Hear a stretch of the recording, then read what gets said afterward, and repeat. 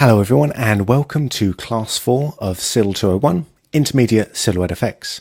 My name's Ben Brownlee and today we are going to be looking at hair. Now before we get into the hair itself, I do want to take a little bit of time to talk about unusual footage sizes. So if we have a look at this one here, we're dealing with anamorphic footage. As you can probably see, everything's looking a little bit squished. If we look up at the top left hand here, we can see that our footage is 1280 by 1047. So this is quite an unusual little resolution. It's because it was shot anamorphically, and the final destination for this is 1280 by 720. But it doesn't really end there, because actually let's pop in and see what's going to be happening with this footage. Now what's actually going to happen is this squeezes down to an anamorphic 1280 by 536. So this is actually the frame as it should be once it's scaled down to the correct size. But our output format is going to be letterboxed 1280 by 720. Now because these are the frames we've been given, it's not our job to come in and start to squeeze everything down just to fit our purposes, to make it easy for us. There's obviously going to be other workflow issues going on, so we have to respect what format is going on here. Now, when working with anamorphic footage, it can be nice to be looking at the frame as it would naturally be, and luckily for us, Silhouette Effects has a way of managing that. So back in Silhouette Effects, if I look in my session settings up here, we can see we've got it's a custom format that's based off of the footage that we're using. So here it's reading in 1280 by 1047. Now we don't want to be playing around with this at all, because that's the size of the frame. But what we can play around with is our pixel aspect ratio here. So if we do a quick division of 1047 by 536, which is the equivalent of the anamorphic when it's stretched out, we get a pixel aspect ratio of approximately 1.95. Now it's also at this stage where we can start to change the frame per second here as well to make it so that it matches our final sequence. You might have noticed that in previous classes I've been working at 25 frames a second. Even though if we take a look up in the project window again, because we've been dealing with image sequences, it's always said at 24 frames a second. So this is the initial speed that it's expecting. If we brought in a QuickTime movie, then it would detect the frames per second from the QuickTime movie and use that as the initial frames per second when we start up our new session. But in this case, because it's an image sequence, it's expecting it to be 24 frames a second here. So in this case, I've changed this to 23.976, which I believe it was going out to. So that's all fine. Hit OK on that. And now I can use actually zoom out a little bit here, and we can see that my footage is now at the correct aspect ratio. And you can see that I've got my little button up here, my AR aspect ratio button, which I can toggle on and off. So we just zoom in just a little bit. So you can find, for fine details, it's going to be worth checking with the aspect ratio turned off at the very end, just to make sure that everything's looking absolutely fine and how it should be. So coming in and changing the session settings for footage one stage at a time, it's all well and good, but we're handling a number of different shots, all with the same pixel aspect ratio and the same size, then that can get a little bit old quite fast. Now, luckily, there is a way of adding new formats to this list down here. So these are our standards that we have installed. And let's cancel that one out.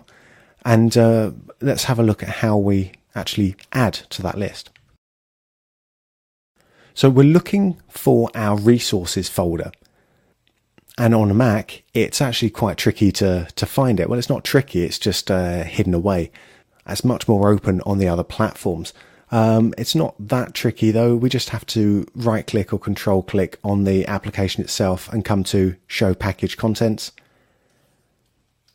and we can come in and take a look at our resources folder in here. Cool, so in the resources folder we're looking for a couple of different files. We're looking first and foremost for our formats.xml file. And let's actually duplicate this, because before I make any copies or any changes to this, I want to keep a backup of the original. So this XML file can just be opened up either in an XML reader or in just a regular text edit application, and this is fairly straightforward and fairly simple to look through. What we're looking at is obviously the bits between the first set of brackets that say format and the closing brackets that say end format here. And let's look for something that almost matches where we're after. So that's probably HDTV 720 here. So if I wanted to make my own version of this, I can just go copy with Control-C or Command-C and paste Command or Control-V. And I'll give it a quick name. Let's call this one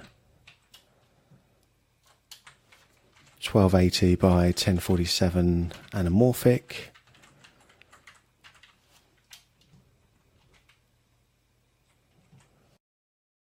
And set my appropriate width and height here, so that is going to be 1047 with my aspect ratio of 1.95 and my frame rate here of 23.976. And what we can also do here, if we have a look at some of the other formats, we can also set up different masks that are available. And what the masks do is it basically brings in a safe area, or it shows in a sort of very graphic way the different crops that we're taking out. So for example, if we're working at 4K, you know, we have various different masks available to us here, and these actually, let's just copy and paste these just to show you what's going to happen on this. Now it's actually not particularly handy or useful in this exact example, but it's probably worth just seeing what happens. So let's just save that out. So file save, we can close it up. Actually, before I do that, if you want to make a custom masks shape as well, we've got an XML here for the various masks. It's these names here which correspond to this mask value over here. So you can take a look down at the SD formats. We've got the safe action mask here, and that's being defined in our masks XML file. So under the top one here, which is cool. All right, so we come back in here. We're not going to see this immediately, so let's just quit and restart Silhouette FX.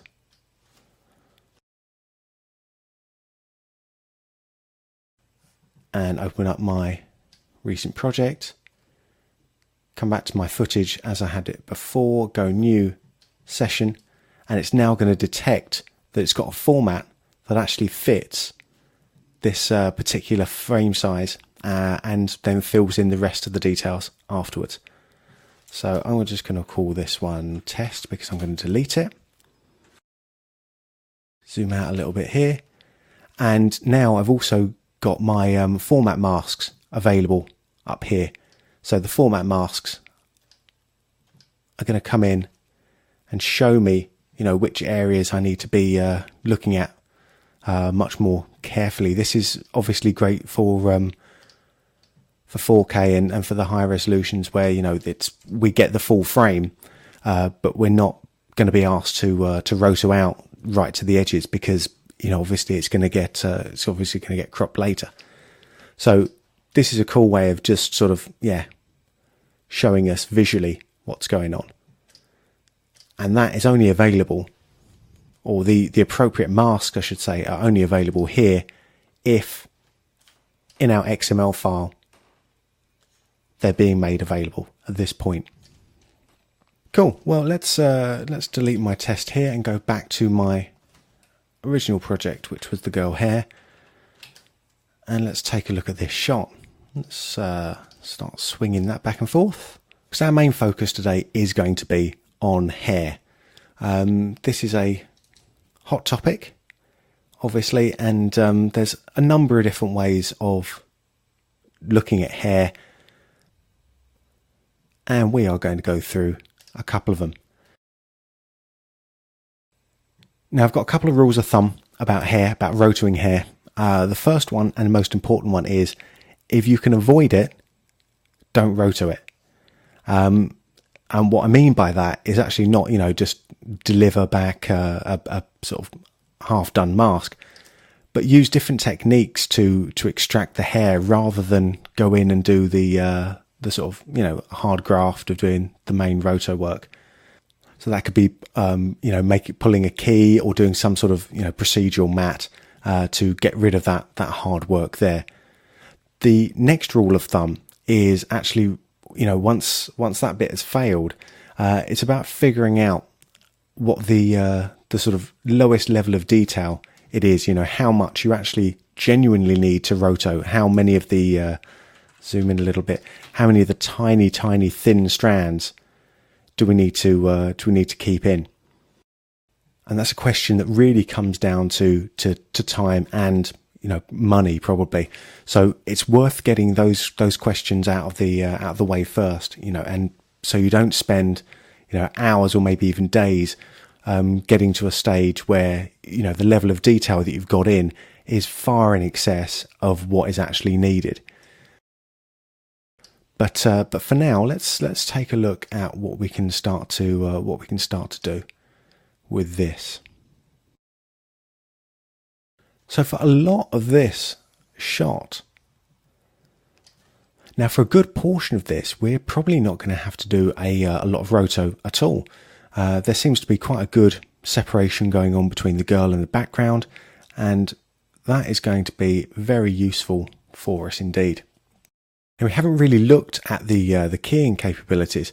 Let's come up and edit the session, properties up here, and let's come over to our keyer and just turn that on as well. Now, Silhouette FX does have a capable keyer built into it. As we go through, we'll probably see a couple of things that we could be wanting a bit more from it. But a lot of the time, this is going to do a huge amount of work for you. So we come over to the node itself, and we have our primary mat here and a secondary mat. And the tools included with those are pretty much the same. So we have a choice of how we start to pull our key. So if we've got blue screen or green screen, we can start to play around with that. Here we do not have either blue screen or green screen. But if I turn on my alpha channel, you can start to see that as soon as I have the keyer turned on, it's going to start to do its magic. And as we have a look down at what else we can start to key, we can also start to key things like luminance, hue saturation. We can look at averages of color channels or the individual color channels here. We can even take a look at the alpha channel or cyan, magenta and yellow channels. And all of these are going to give us, let's turn the alpha back on again. All of these are going to give us some, quite interesting and different starting points to pull our key. Try the color channels first. So let's just turn this back onto blue screen and turn my background all the way out to 100. So that's pretty much removed our alpha channel there, so we can really start to look through the different color channels to see if there's one that is actually a proper standout. So we can just click on there and just see if there's anything between the red, green or blue that is an obvious standout. And to my mind, obviously I think it's going to be the green that is looking the most tasty to begin with. So let's come back and take a look at the green channel here. Now at this stage, I can either turn my alpha channel on and start to have a look there, or we can use the different views that we have over here. So we can have a look at the foreground, background we have none yet, combined matte, primary matte, secondary matte and output. So let's look at our primary matte. And in the first instance, we've really got two controls that we're looking at. We've got our original position. This is really where we start to pull the key in. So we can try and play around with that until we get a good separation between the background and our girl here. And then we also have the range, and this really controls the softness of this. So with our softness or our range set down really low, there's almost no softness. It's pretty much becomes a binary black and white key. And with the range turned up, it adds in that softness up again. So what we're looking for here is obviously trying to get the kind of best separation we can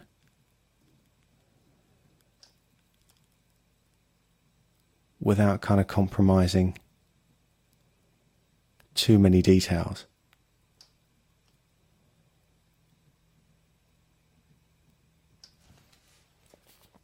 The next controls we've got are black clip and white clip. And this really starts to do what it says on the tin. So if we bring the black clip up, it just says that any value lower than 26% black is going to be clipped at black. And in the same way with the white, any value that is less than 30 or 25% white here is going to be clipped totally white here.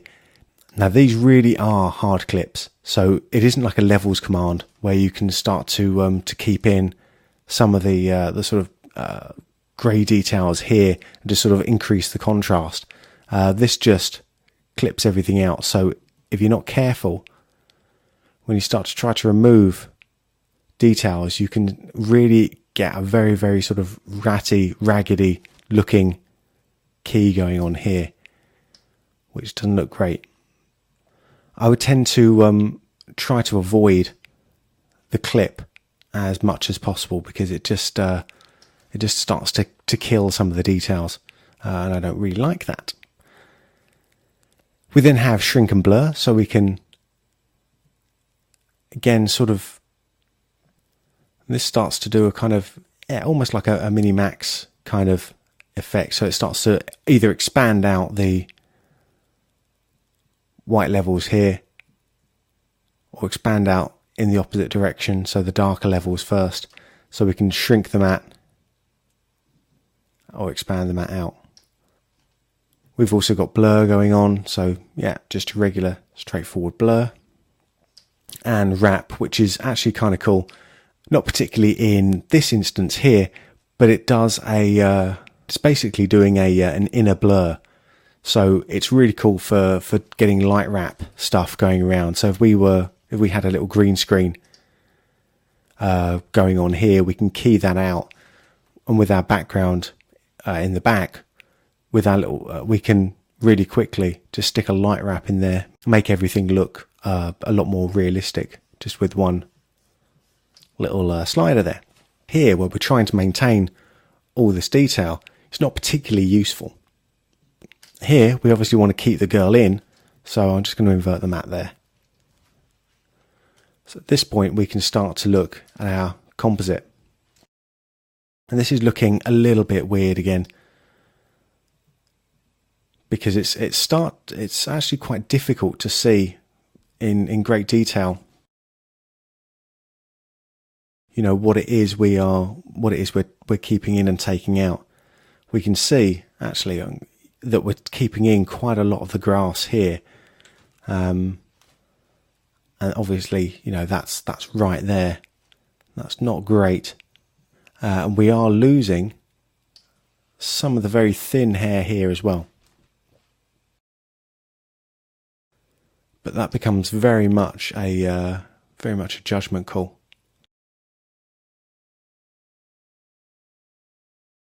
But really, the only way to start to really find out whether this is working is to see it in context. And if we don't have a full background plate, we can use the same trick as we did in a earlier class and actually bring in our background gradients.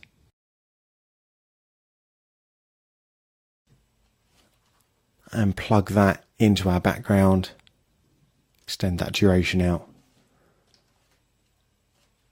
come back to our roto, look at the composite, oh sorry, come to our keyer,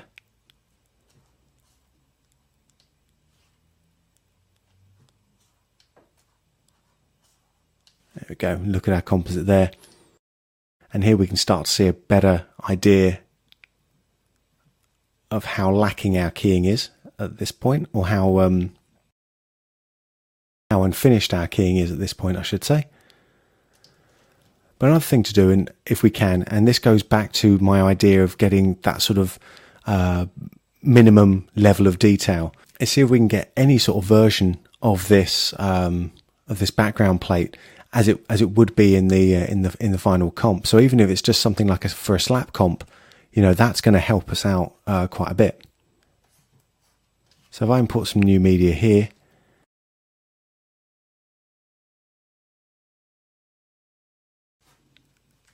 and let's just stick this in the background.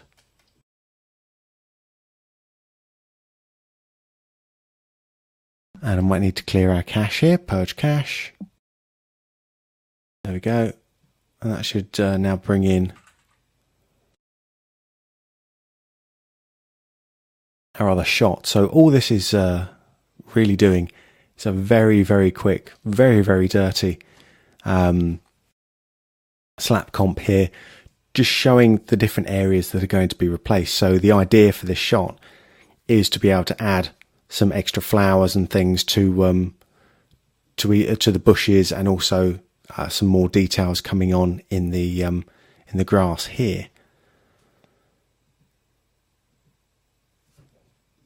So you can see just actually these little bits and bobs here are very rough, not even tracked in, just animated in with a couple of keyframes, just to give us an idea if we're actually getting the level of detail that we actually need.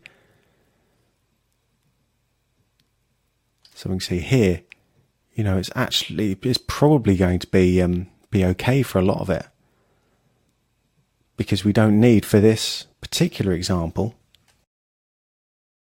we don't need an entirely clean lawn. Most of this can just be garbage matted around, away, and a lot of the very fine details here are either not going to be visible properly in the final scene, and at the compositing stage actually get a cleaner key coming up here, or a cleaner mat coming up here, if we need to. You know, even if that's a case of just maybe painting out certain areas.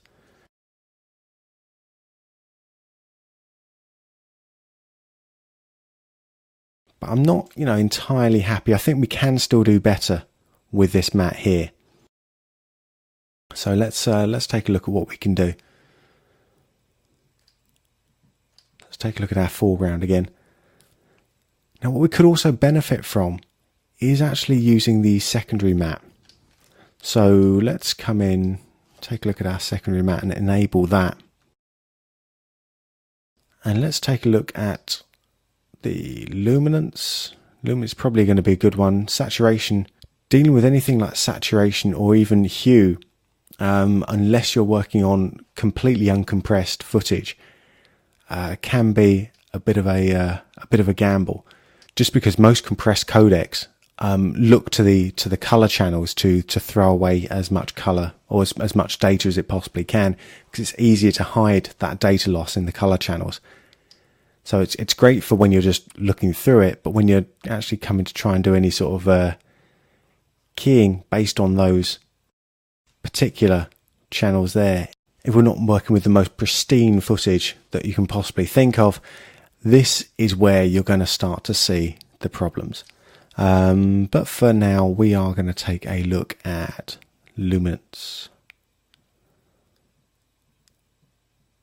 And let's see what I can grab from that.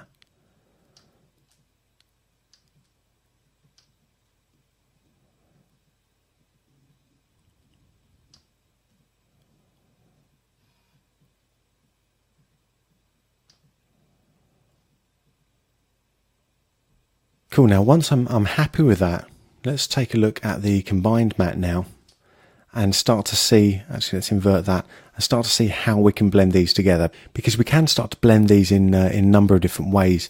So screen is going to screen those two and end up with a slightly lighter matte overall than we had previously, or actually either of the two mattes individually. And add is going to give us an even larger result. Multiply and subtract are going to do pretty much the opposite there, and we're going to end up with a darker matte overall. And this is probably this is really where we want to be at this stage. Another way to take a look at it is also to look at lighten and darken, which just takes the lightest or the darkest pixels from either of the two and just displays those. But let's take a look at multiply. That might be a good place to be. Let's see what we can do here. See if there's any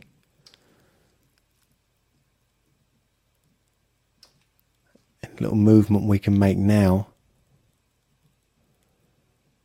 Just going to bring in a little bit more detail in the fine edges without compromising us too much on the dark. So let's take a look at that in context.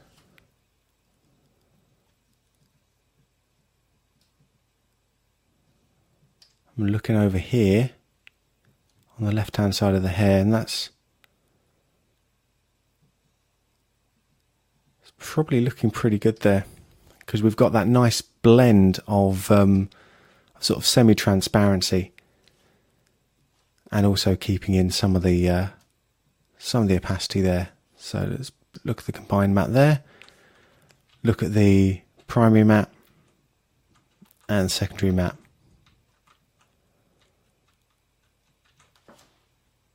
Cool, so that's pretty good for the mattes, I reckon. That's got us a nice way of the way there. There's a little bit of stuff we need to fill in still. We need to make sure that this is solid, so we're going to have to create a little simple shape coming in here, covering that little seam. But we are going to have to roto, the main body of the girl anyway. But it's just taken away a whole load of work for us. Except when it comes to the first half of the clip. So the second half, when she becomes free of all of these bushes, everything's great. When we've got all these bushes here, our key is pretty much doing nothing for us. So we are in a bit of trouble there. So especially at the first 23 frames, definitely the first 20 frames, where a lot of all this fine hair is all the way stuck in those bushes, we are going to have to roto that up. Cool, so let's come to our roto node now. I see that we're taking all of that in. So here's the fun bit. So let's create a little garbage mask for our girl here.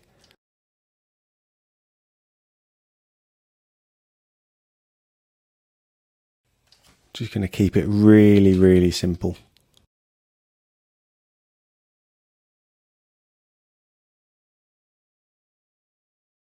That's not a fine edge at all. And let's just work that through.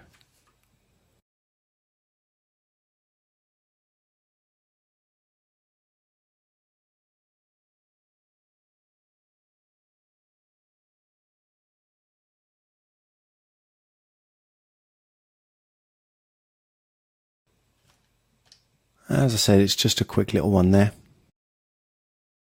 Just make sure we're not cutting anything off. Yeah, a little bit there.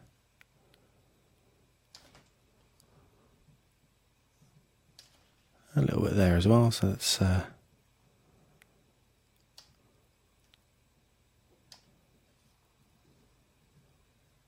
Cool, not going to get hung up on that.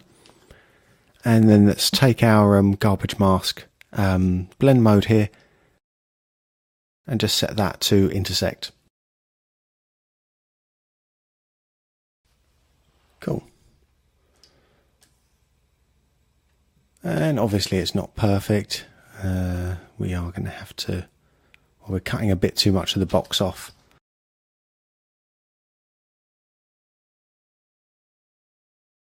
But that's easily fixed, and now we have our little garbage mask girl coming in. So that's cool. So that's pretty good from around about probably frame 35 onwards.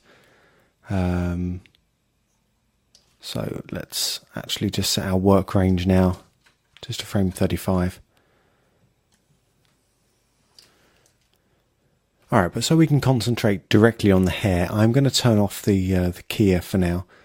So I can just come up to the little enable button up here, turn that off, come back down to my roto shape. And because my garbage mask is actually intersected with nothing, I can turn that off as well. Let's just come to our foreground now and start to work our little magic with this. So when it comes to rotoing hair, we're going to deal with this in the way that we've dealt with a lot of the other roto work. So we do our traffic light system, we stop, analyze the footage, really see where the individual shapes are coming in, and then sort of start to proceed from there. So we've got a lovely little moving camera, and I really just want to take out that movement just to make that roto as easy as possible. We've also got, if we take a little look here, we've got actually a large amount of head which isn't moving or doing anything particularly interesting. Small movements going on just in the main head here, but mainly for a lot of it, it's the camera motion that's doing the main work for us. Obviously the girl's walking out, so there's a small change happening there. So we've got this big generally static areas coming on here. Then if we look at the pigtails, we can actually start to break down different shapes that are going into building up our edges, and some of these are moving more than others. So we've got this top bit of the pigtail here which isn't really moving all that much. Then we've got this second sort of wave coming in here, which is moving a little bit more. And then as it gets further and further away into these little strands, those are the ones that are moving the most. So it's trying to start to identify now which shapes are going to make up our edges, and see how simple we can make those. Because we've got quite a bit of stuff that is moving here. So let's look at the right ponytail, or sorry, the right pigtail. That's moving quite a lot, but most of that movement, especially in the middle, is being hidden by the rest of the hair coming in here. So there's no point doing a huge complex shape for this side of the pigtail, when we can easily start to break that down into lots of smaller shapes. But first things first, let's get our camera stabilize done first. So create a new layer, call this camera stabilize, and let's track this in. Let's find a good starting place to track. We've got a couple of obvious areas. If we're just trying to stabilize our position, we've got quite a good shape coming in here for the center of the head, which is going to be nice to track in. But there is a bit of rotation and scale which I'd like to take out as well. So let's see what we can get done with these little hair bands. I'm a little bit concerned already simply because if we take a look back at this in full speed, some of these are moving independently. They're not quite sitting flat on the same plane, so they are moving a little bit, so that could throw our tracker off a little bit. Maybe not the tracker, but the result anyway. Let's see how we can get on. So let's start with this one. We've done this quite a few times now, so let's come in, find the best channel. It's going to be the red channel. Pretty much guarantee it. It's a red hairband. Blur it up a little bit, sharpen it up a whole load. Just give us a bit more detail. I doubt contrast is going to help us. It's not. Touch a little bit in there, but yeah, it's not going to help us too much. And denoise we don't really need. It's not particularly noisy footage. Let's take our behavior from the start frame and tolerance up to 75 and see how we get on.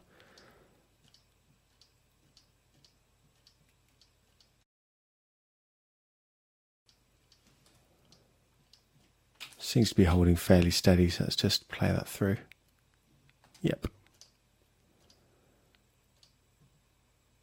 Cool. And let's take the second one. Let's find a place where it's sharp. It's going to be there. Try and find something on a similar plane. That's really important. If we're taking out any sort of rotation or scale footage, or sorry, scale tracking data, it needs to be properly on the same plane. Otherwise, it's going to send our send us off completely in the wrong direction. Let's see how we get on with this. I've got a horrible feeling. Let's take that in a little bit. So I'm feeling some of this shape here is actually hair, but let's see what that's doing.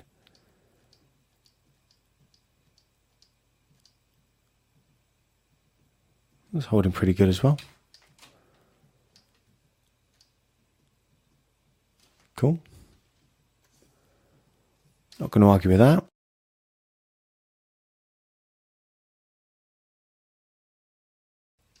And let's have all of those selected and my camera stabilize rotation, scaling and position. Come back into the transform, turn my stabilize on up the top there, see how we got on. Now the cool thing is, if we've got this right, I can move this over here into the center. If we've got this right, this should stay nicely centered. And do you know what? It's not too bad.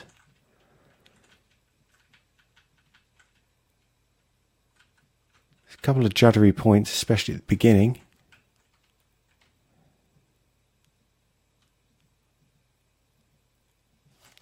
And it's turned or rotated a little bit from here.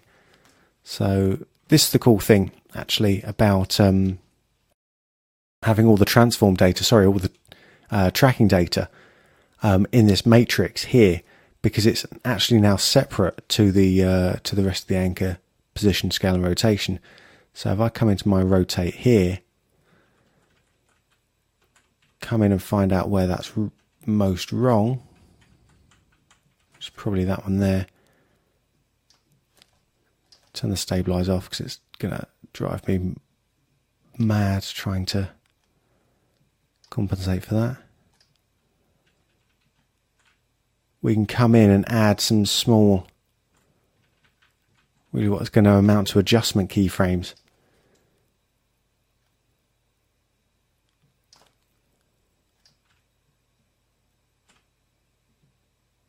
Get that looking proper.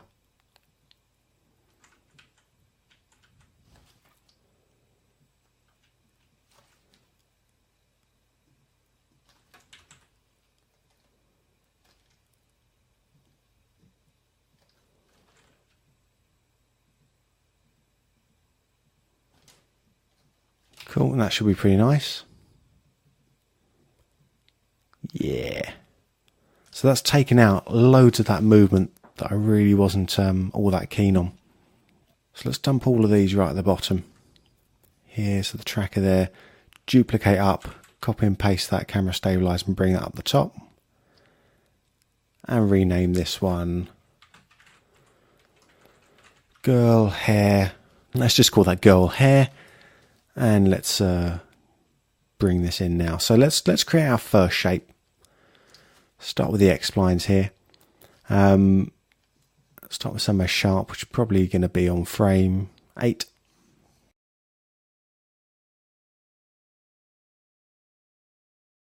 Cool, and just get our first shape, which is going to be for the head.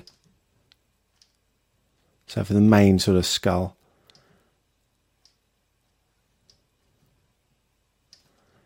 Now she's really not moving or doing any sort of crazy motion with her head, so that we can get away with doing just one big skull piece here, and we won't really have to do too much adjustment to this one main shape, I hope.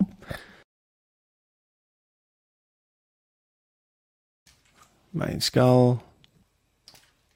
Turn our stabilize on, just check that through. Little bit of drift there where she looks like she lifts her head up. So we're cool up till there.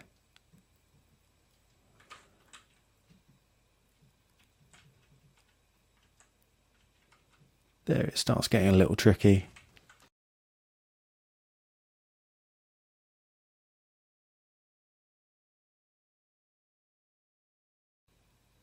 I can see I've actually already got a problem with the big shape. I've gone out a little bit too wide on that area there, but that's no problem. Let's just hit the multi-frame. Just reshape that.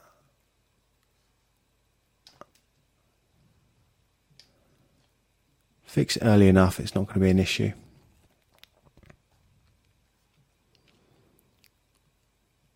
Probably just, actually, let's just adjust that. Just adjust that up there so that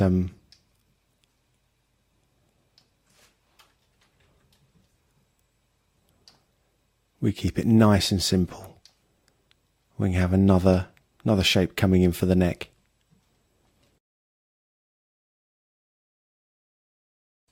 There we go, no props.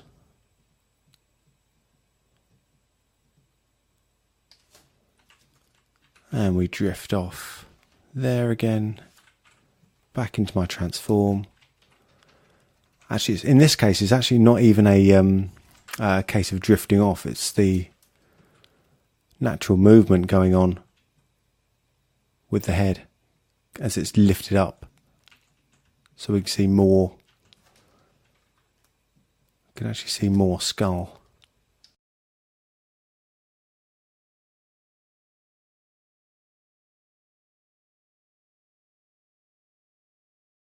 As it goes back down again, we can see less.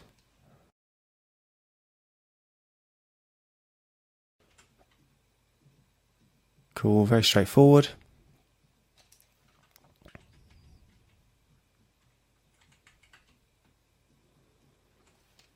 Nice. So let's take a look at the next bit, which is going to be the start of the pigtails. Probably even before the pigtails, it's going to be the what they call the bunches here. So it's going to be this bunch here. And just see how much that changes shape. A little bit. So let's come in, create another tomo overlay on. Lock my skull up. Come in and do a little shape for the bunch. Keep my areas overlapping.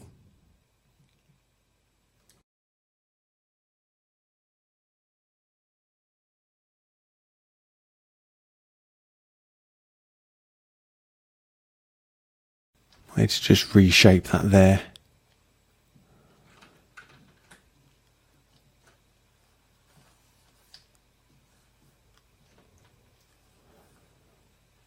So I'm just tightening up my point by holding down Option and then dragging that over.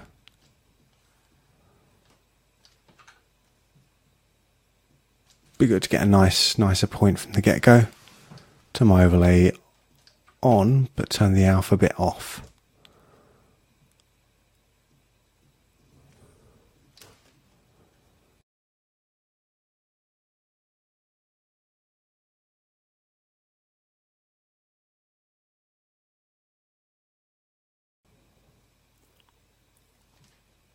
I'm even going to delete that keyframe there because I'm not happy, even though it's the initial keyframe, I'm not happy with how it's gone in relation to the rest of them.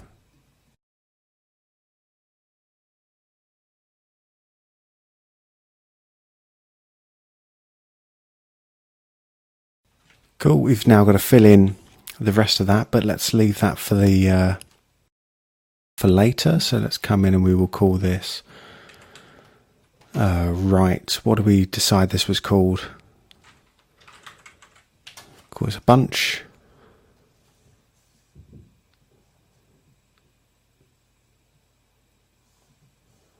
And let's look at the hair itself here. So let's find that sharp frame.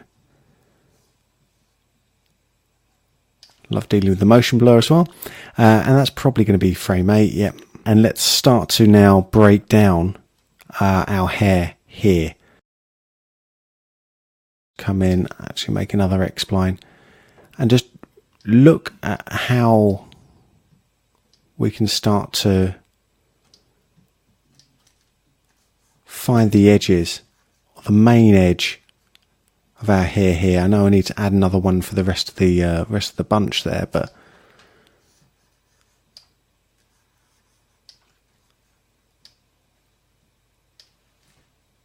that's going to be quite a decent little shape.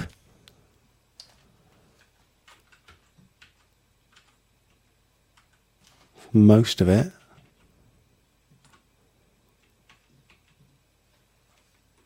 Now I'm looking for the hard edge. Let's turn my overlays off for a second.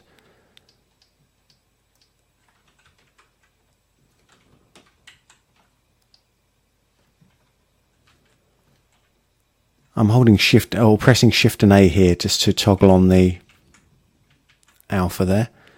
So what I'm looking for here is the hard edge of the hair. I'm not worried about the individual strands yet. That will come later. So once I've got that in place, then we can start to bring this in. Start to animate this up. Actually here it's probably cool up until frame 3.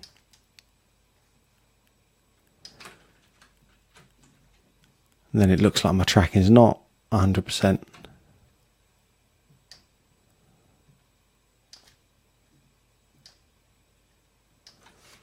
Probably going to need to reshape that. Hit R to reshape.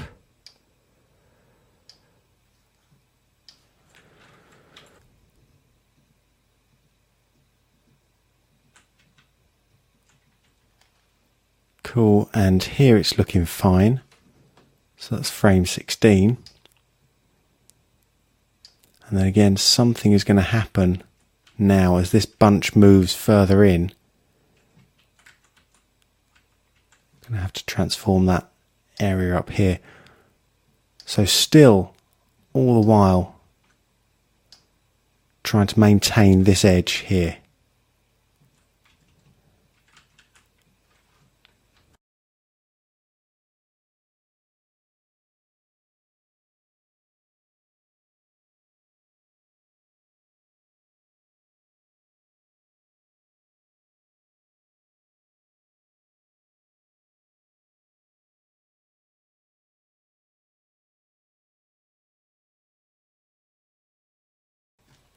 Cool, so let's look at that.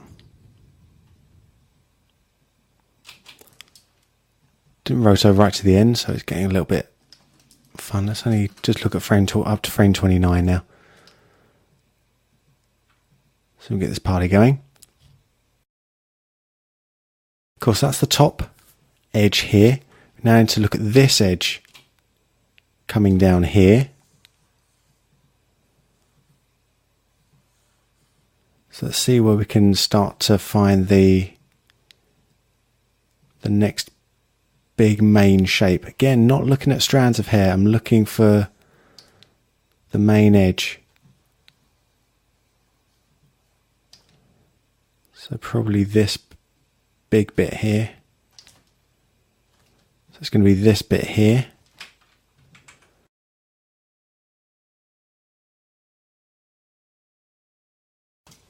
Rename this right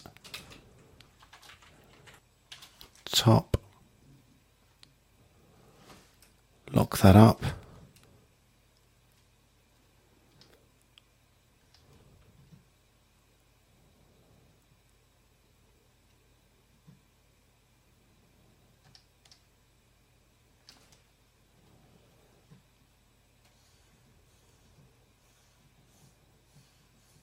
Looks like that could be a good shape now. Just tighten that edge up a little bit.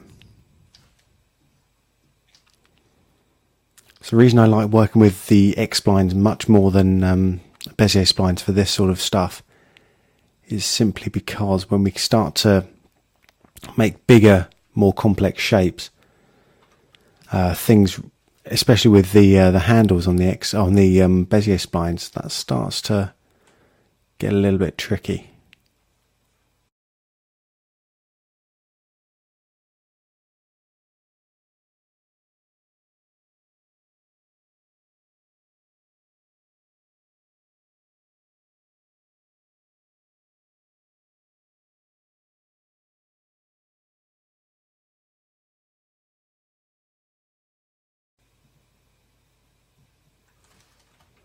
Of course, now with minimum fuss,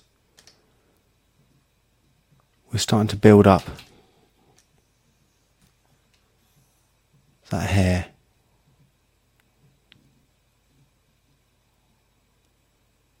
I can see one of the strands has started to pop through a little bit there, so it's time to just bring that in. Yeah, if we turn on motion blur on all of this stuff now and turn that on the node as well.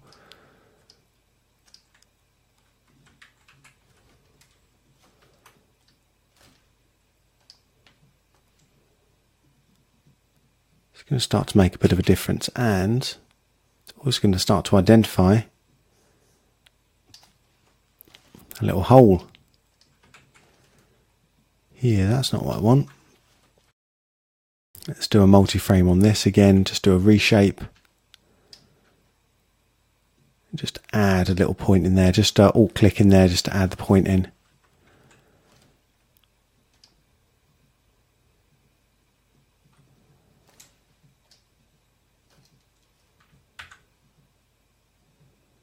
Cool. So once we've got the main areas in, and obviously I haven't finished off the main areas there, but once we've got those main areas in, we can start to look at the larger strands of hair. So this is where things start getting a bit more fun. So we'll lock that up as well.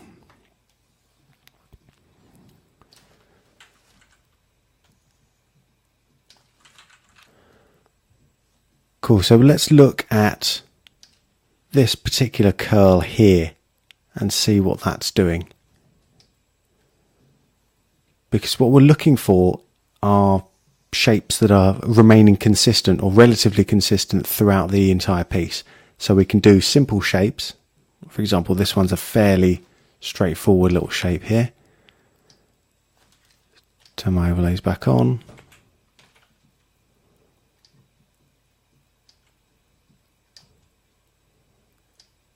Tie that in there into the main hair.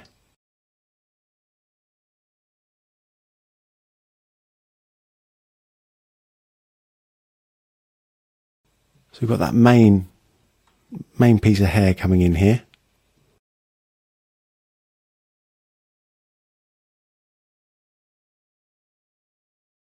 going to a point, but even try to keep the shapes fairly loose. And let's colour code this up a little bit, make it a bit easier to identify later on. And we're still stabilised up, so let's come in and look at what this hair is meant to be doing.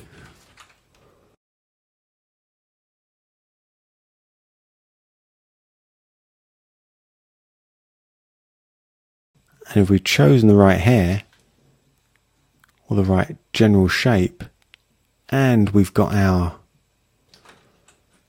tracking looking pretty cool, there should be a minimum or minimal amount of work that actually needs to be done. And usually that's going to be of the distortion, if it's moving away or towards us, or it's going to be rotation if it's just bouncing up and down, or a combination. And here it's moving quite a lot, so it's going to move up, and we'll distort it. And let's call this lock 1. Oh, right. Lock 1. There we go.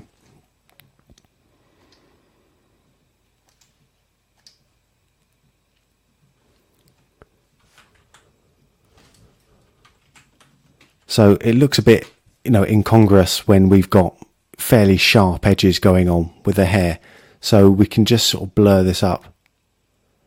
Just even a point, and that will just help to sell it.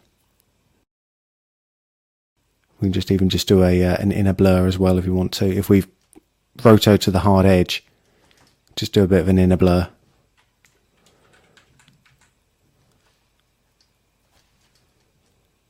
Instead of the centered blur.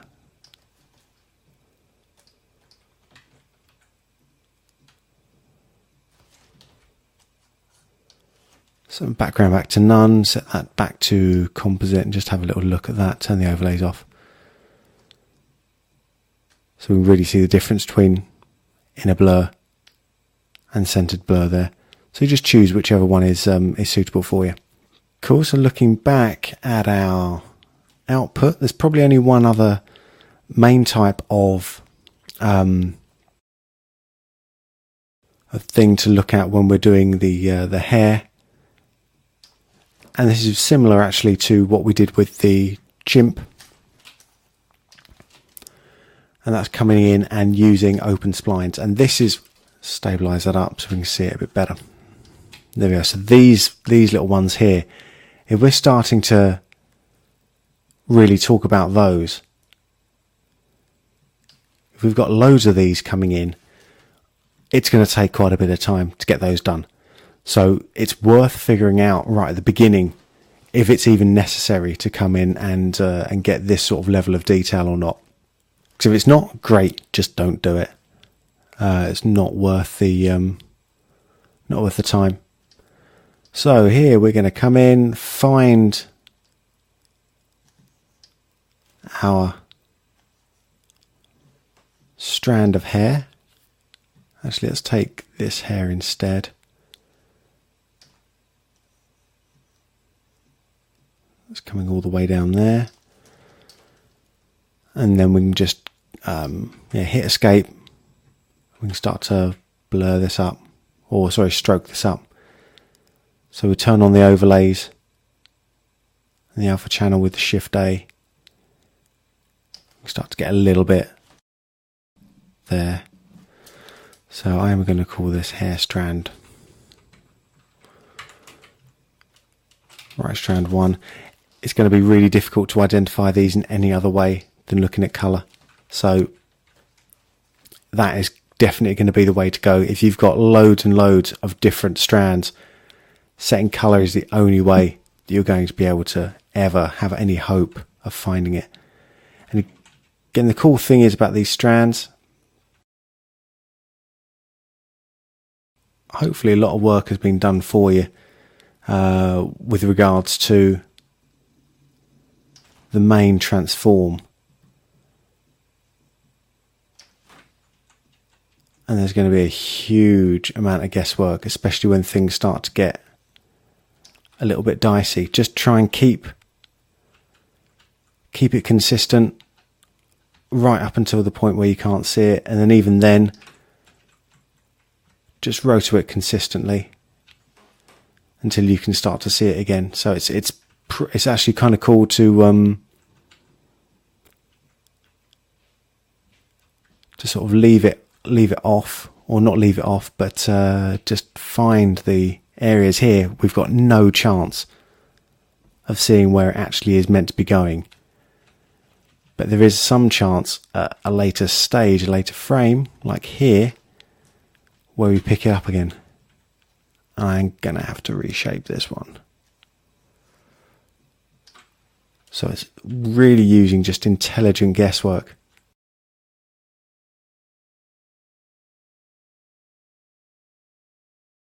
Because you know what, if you're wrong, and you're consistently wrong, that's kind of cool as well.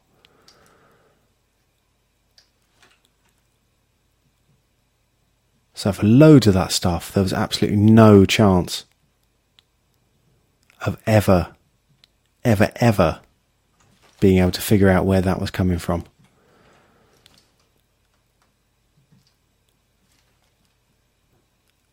As I start to blur this up just a wee bit, take the stabilize off.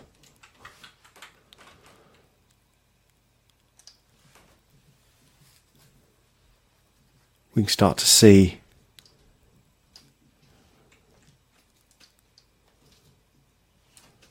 if it's consistent or not.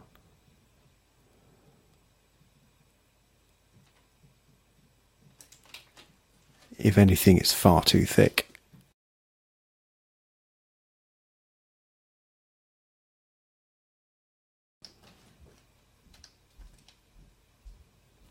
Cool. Well, that's the general idea for your hair. So we've got the different types. Wherever possible, let's actually just come back and take this as far out as possible. Avoid rotoring, so we can use the key instead, which is what we did here.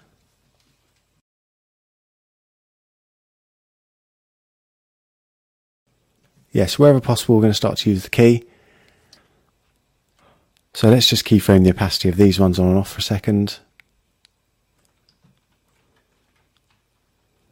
Select all. Turn those on there. Cool, and set the girl hair to combine there. Cool. Yes, wherever possible, we're going to start to use the key to take out the main bit. Well, that's not possible. We're going to be in for a bit of a treat, getting the different sort of roto shapes going on here. So the order is, get the big stuff done first, the big immovable stuff, then start to look at the edges, then build up the big locks, and then build in the strands if you need to. And all of this is going to be made a hell of a lot easier just by using a decently stabilised plate. Now, if any of you fancy completing the first 30 frames, that'd be great. Remember to post it in the forums so we can all take a look at it, or any other questions that you may have. But I'm Ben Brownlee. Thanks for joining me for another week. I'll see you again soon.